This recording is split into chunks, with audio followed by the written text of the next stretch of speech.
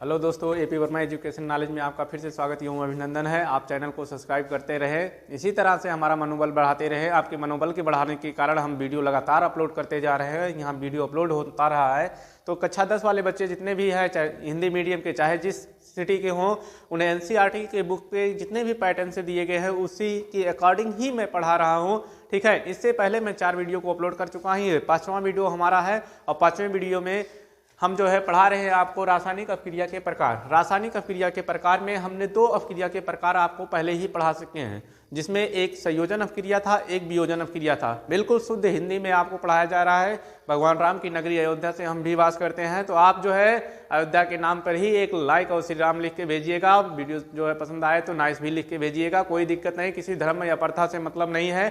हम जो है यहाँ एजुकेट है और हमें हमारा काम है हम शिक्षा ग्रहण करें और शिक्षा ग्रहण करने के साथ साथ हम जो है आगे बढ़ें। वो किसी भी धर्म या संस्था के हों, उनसे कोई मतलब नहीं है। वो जो है अपना ज्ञान अर्जित करते रहें। नेक्स्ट हमारा तीसरी टॉपिक है जो है यहाँ पे दिया गया है, तीसरा रिएक्शन विस्थापन अपक्रिया या प्रतिस्थापन अपक्रिया। ठीक है, विस्थापन अपक्रिया या प्रतिस्थापन अपक्रिया यहाँ हमारी तीसरी अपक्रिया आ चुकी है। इससे पहले 2 अपक्रिया हम पढ़ा चुके हैं, संयोजन अपक्रिया और वियोजन अपक्रिया। तो आप अपना कॉपी पेन निकाल लीजिए, जिससे हम जो भी बताएं आप अपने कॉपी में नोट करते रहें। तो आपका थोड़ा थोड़ा समय में सारा चीज़ जो है टॉपिक क्लियर कर दिया जा रहा है। तो विस्थापन या प्रतिस्थापन अपक्रिया क्या होती है?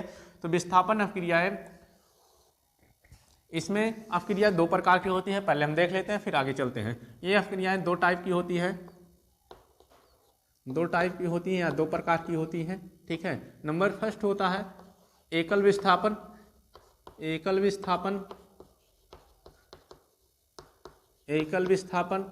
और नंबर सेकंड होता है द्विविस्थापन, द्विविस्थापन। एकल विस्थापन नंबर सेकंड है द्विविस्थापन।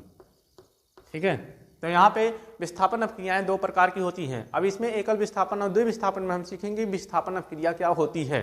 विस्थापन मतलब जो हटा दे, जो मजबूत लोग होते हैं उन नीचे वाले को क्या करते हैं, हटा देते हैं। जैसे प्रधानमंत्री हैं हमारे यहाँ के, वो जो है सर्वे सर्वा है। ठीक है, वो अपने नीचे के किसी भी जो है इंस्पेक्टर पुलिस या जो है किसी भी विधायक को जो है क्या कर सकते हैं, वहाँ से हटा सकते हैं। वो मजबूत है, उनके पास पॉलिटिक्स पावर है। ठीक है, तो यही होता है कि ऊपर वाले नीचे को हटा के उनका स्थान ले ले, तो इसे जो है क्या कहते हैं, विस्थापन अपक्रिया बोलते हैं। विस्थापन अपक्रिया में यहाँ ऊपर वाले जो तत्व होते हैं, जो अधिक क्रियाशील तत्व होते हैं, नीचे वाले क्रियाशील तत्व को जो है हटा देते हैं, उन्हें जो है हम क्या बोलते हैं, विस्थापन अपक्रिया बोलते हैं। क्या बोलते हैं? विस्थापन अपक्रिया बोलते हैं। तो एकल विस्थापन अपक्रिया में क्या होता है, इसमें जो है एकल विस्थापन अपक्रिया में इसमें ऊपर वाले तत्व जो होते हैं या अधिक क्रियाशील तत्व, अधिक क्रियाशील तत्व, क्रियाशील तत्व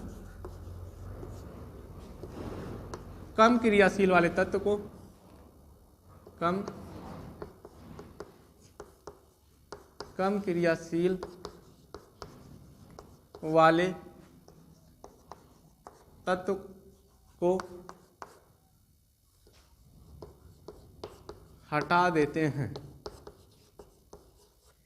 हटा देते हैं। इसे एकल विस्थापन कहते हैं।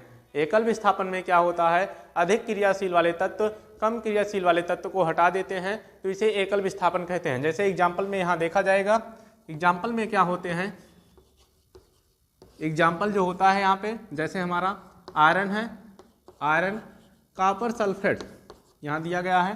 तो कॉपर सल्फेट से ये अधिक क्रियाशील होता है। जब आपको विद्युत रासायनिक श्रेणी पढ़ाई जाएगी तो विद्युत रासायनिक श्रेणी में बताया जाएगा कि ये जो है कॉपर सल्फेट से जो है अधिक क्रियाशील होते हैं। कॉपर सल्फेट से क्या होते हैं, अधिक क्रियाशील होते हैं। तो कॉपर सल्फेट से जब अधिक क्रियाशील होते हैं तो ये आयरन जो है कॉपर सल्फेट को उनके स्थान से क्या करते हैं, हटा देते हैं। तो उनके स्थान से जब हटा देते हैं तो बनाते क्या है, आयरन सल्फेट और प्लस कॉपर। ठीक है, तो ये अधिक क्रियाशील तत्व थे जो कम क्रियाशील वाले तत्व को उनके स्थान से क्या कर दिए, हटा दिए। तो हटा दिए तो इसे जो है क्या बोलते हैं, विस्थापन अपक्रिया बोलते हैं। जैसे यहाँ पर नीचे दिया गया है Zn प्लस CuSO4, जिंक जो है कॉपर सल्फेट में, अब यहाँ जिंक जो है ये भी अधिक क्रियाशील है, किससे? कॉपर से अधिक क्रियाशील है। ठीक है, वैद्युत रासायनिक श्रेणी में ये इनसे ऊपर आते हैं, तो जो ऊपर आते हैं तो वे अधिक क्रियाशील तत्व होते हैं। ठीक है, तो अधिक क्रियाशील तत्व जो है यहाँ नीचे जो है कॉपर को भी जो है क्या कर देंगे? हटा देंगे। तो कॉपर को भी हटा के यहाँ पे बनाएंगे जिंक सल्फेट ZnSO4 और प्लस जो है Zn। ठीक है, तो यहाँ Zn ये बनाएंगे। ठीक है, सबकी बैलेंसी सेम है। ठीक है, +2 चार्ज जो है हमारे आयरन पे भी होता है, कॉपर पे भी होता है, इसलिए जो है इसमें और कुछ करने की जरूरत नहीं है। तो यहाँ पे हमारा एकल विस्थापन का हुआ कि अधिक क्रियाशील तत्व कम क्रियाशील वाले तत्व को हटा देते हैं, तो उसे हम एकल विस्थापन कहते हैं। एग्जाम्पल में आप यहाँ देखें कि एग्जाम्पल में आयरन जो है कॉपर सल्फेट को हटा दे रहा है और जो है जिंक जो है कॉपर सल्फेट को हटा दे रहा है। ठीक है, कॉपर सल्फेट में से कॉपर को हटा के उनके स्थान को ले रहा है, तो इसे हम जो है बोलते हैं क्या? एकल विस्थापन अभिक्रिया। देखो यहाँ पे मिस्टेक हो गया, यहाँ हमें कॉपर लिखना था, जिंक हो गया है। ठीक है, हिस्सा ही कर लेना है, यहाँ कॉपर हो जाएगा। ठीक, तो ये हमारा जो है एकल विस्थापन अभिक्रिया हो गया। ठीक, नेक्स्ट अगला हम दूसरा देखते हैं, इसका स्क्रीनशॉट ले लीजिए, हम दूसरा देखते हैं तब तक। ठीक, तो दूसरा वाला द्विविस्थापन अभिक्रिया है। तो द्विविस्थापन अभिक्रिया में क्या होते हैं? ये अदला बदली कर लेते हैं। द्विविस्थापन अभिक्रिया में क्या होते हैं? ये स्थान को या अदल बदल देते हैं। ठीक है, तो यहाँ पे हम देखते हैं द्विविस्थापन अभिक्रिया में। ठीक, हो गया होगा स्क्रीनशॉट, आई होप। अब इसे हटा देते हैं हम।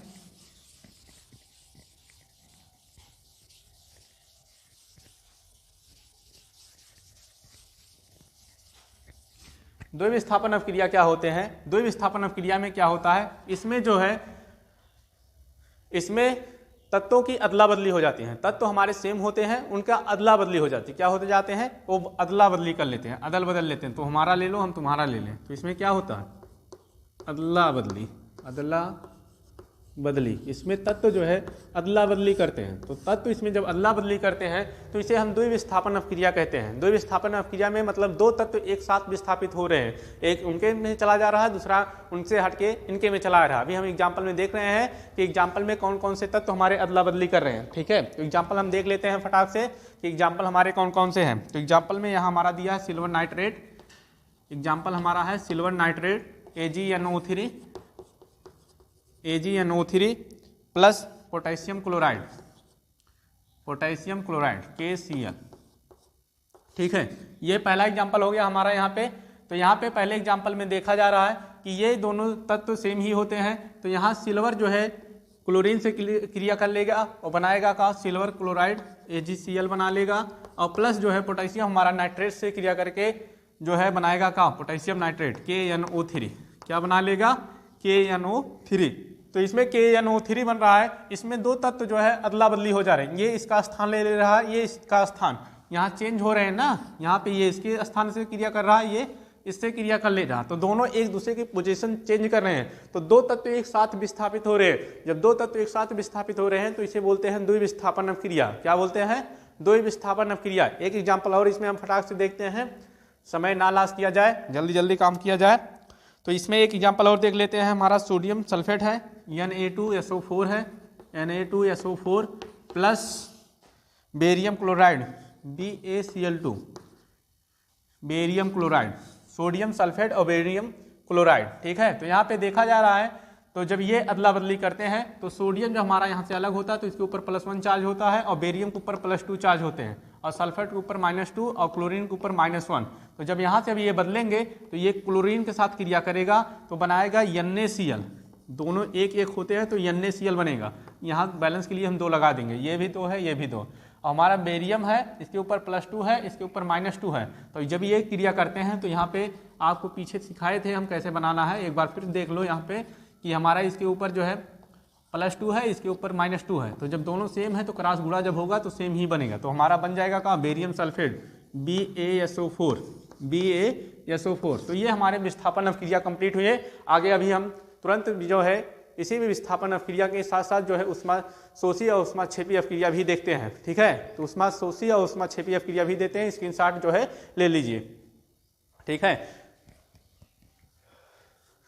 स्क्रीनशॉट इसका ले लीजिए। इसी में अभी हम चौथा वाला भी देख लेते हैं, उष्माशोषी अभिक्रिया और उष्माक्षेपी अभिक्रिया। ठीक है, चलो ठीक, आगे हम नेक्स्ट देखते हैं।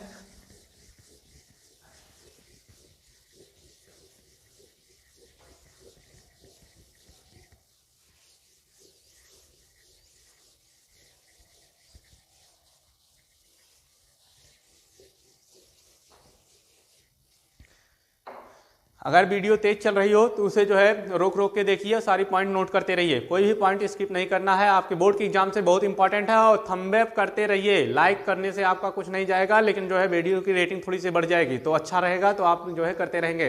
ये एक गुरु के लिए आपका थोड़ा सा जो है सहयोग है, ठीक है। तो यहाँ पे हम अगला देखते हैं, ऊष्माशोषी अपक्रिया तथा ऊष्माक्षेपी अपक्रिया। तो चौथी वाली रिएक्शन हमारी है ऊष्माक्षेपी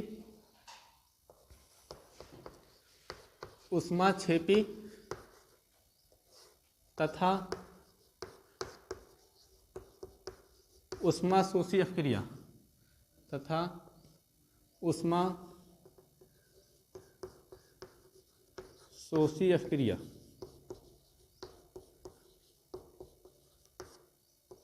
ऊष्माक्षेपी अपक्रिया और ऊष्माशोषी अपक्रिया, ये अपक्रियाएं क्या होती हैं? ये ऊष्मा से मतलब ये हीट से जो है रिलेट कर रहे हैं, जहाँ से एनर्जी निकलती है। मतलब ये अपक्रियाएं ऐसी अपक्रियाएं हैं जो ऊष्मा से रिलेट करते हैं, जहाँ से ऊष्मा निकलनी है या ऊष्मा अवशोषित करनी है। निकलना मतलब बाहर जाना है, अवशोषित करना मतलब एब्जॉर्ब करना है, इससे ऊष्मा लेना है, और निकलना मतलब बाहर जाना है। तो कुछ अपक्रियाएं ऐसी होती हैं जो संपन्न होती हैं तो ऊष्मा देती हैं, और कुछ अपक्रियाएं ऐसी होती हैं जिन्हें हमें संपन्न करने के लिए ऊष्मा देनी पड़ती है। जैसे हम एक बुझा चूना ले ले, ठीक है, और चूने में हम पानी डाल दें तो देखते हैं हमारे चूना और पानी जब आपस में रिएक्शन करते हैं तो उबलना शुरू हो जाते हैं। नॉर्मल सभी लोगों ने दुकान पे देखा होगा या घर पे कहीं पुतैया उतैया करते हुए आपने देखा होगा कि जब उसमें चूने में पानी डाल दिए जाती है तो दोनों रिएक्शन करते हैं, और रिएक्शन के साथ साथ वहाँ चूना उबलना शुरू हो जाता है, ठीक है। दोनों आपस में क्रिया कर रहे हैं, तो उसके साथ साथ क्रिया करने के साथ साथ उसमें से हीट भी निकलता है, ऊष्मा भी निकलती है। तो ऊष्मा जो निकल रही है उसे जो है बोलते हैं ऊष्माक्षेपी अपक्रिया। क्या बोलते हैं उसे?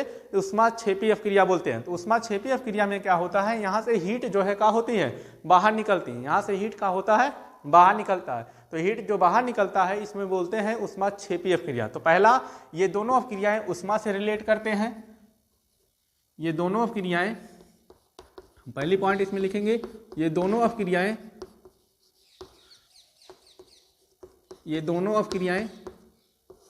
ऊष्मा से रिलेट करते हैं, ऊष्मा से रिलेट करते हैं या ऊष्मा से रिलेट करते हैं,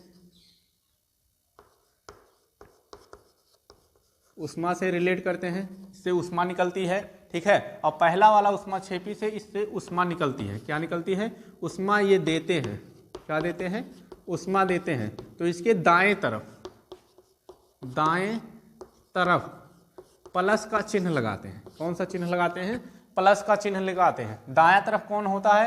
तो ये हमारा इस साइड वाला जो होता है बोर्ड का, ये बायां साइड होता है, या कॉपी में जो जिस साइड से हम लिखना प्रारंभ करते हैं वो बायां साइड होता है। उसके जिस पॉइंट पे हमारा एंड होता है वो हमारा दायां साइड होता है। तो दाएं साइड पे हमारा जो है क्या होता है, प्लस का निशान होता है, और बाएं साइड पे हमारा क्या होता है, माइनस का निशान। अरे ठीक है, बाएं साइड पे कुछ नहीं रहेगा, दाएं साइड पे हमारा प्लस का निशान रहता है, और हमारे ऊष्माशोषी वाले अपक्रिया में दाएं साइड में माइनस का निशान हो जाएगा, ठीक है। इसके एग्जाम्पल देखते हैं। तो ऊष्माक्षेपी अपक्रिया में हम सीधा लिखेंगे कि इससे ऊष्मा निकलती है और ये ऊष्मा देते हैं।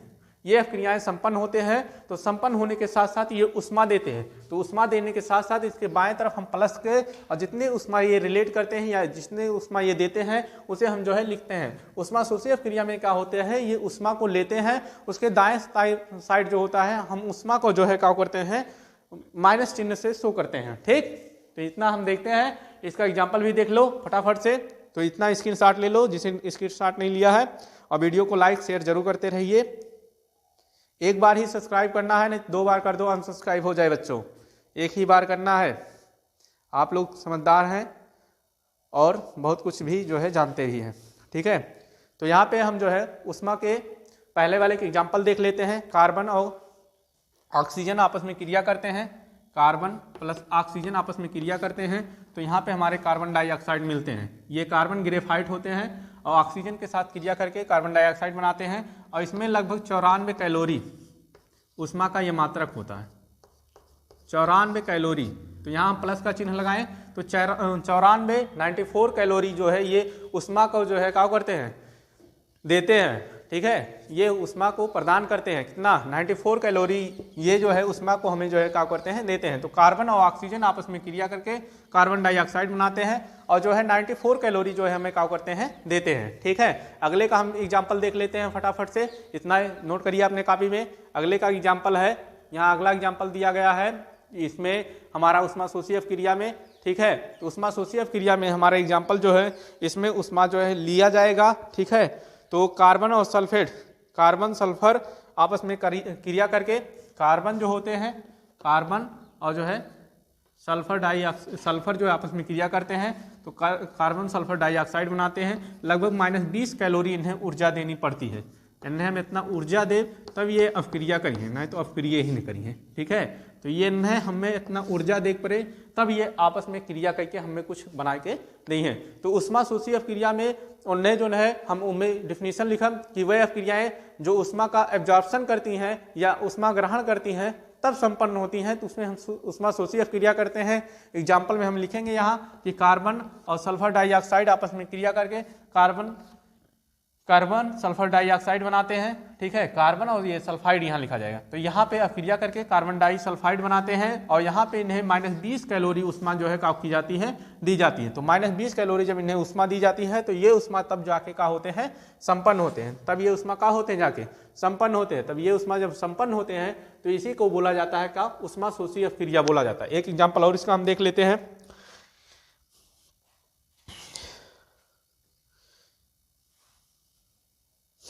यहाँ पर हमारा एक एग्जाम्पल और है, N2O2 N2 + O2 gas out nitrogen dioxide या NO नाइट्रोजन ऑक्साइड या नाइट्रिक ऑक्साइड इसे हम बोलते हैं, इसे हम नाइट्रिक ऑक्साइड बोलते हैं। इसके कई सारे रूप होते हैं। नाइट्रिक ऑक्साइड यहाँ हम लिख दे रहे हैं, नाइट्रिक ऑक्साइड।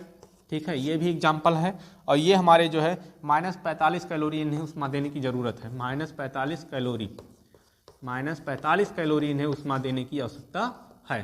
तो यहाँ पर इसमें जो है ये हमारे ऊष्मा शोषी के ये दो एग्जाम्पल हो गए कि नाइट्रोजन और ऑक्सीजन आपस में क्रिया करके नाइट्रिक ऑक्साइड बनाते हैं और इन्हें -45 कैलोरी ऊर्जा दी जाती है। तब ये जो है रिएक्शन हमारे जो है क्या होते हैं, संपन्न होते हैं। फिर आगे हमारे और भी बच रहे हैं, ऑक्सीकरण और अपचयन रेडॉक्स अपक्रिया और संचरण बच रहा है इस चैप्टर का, वो भी हम अगले नेक्स्ट वीडियो में क्या कर लेंगे, कवर कर लेंगे। तो यहाँ तक आपको वीडियो में बने रहने के लिए धन्यवाद तथा चैनल को सब्सक्राइब करने के लिए बहुत बहुत बधाई हो आपको।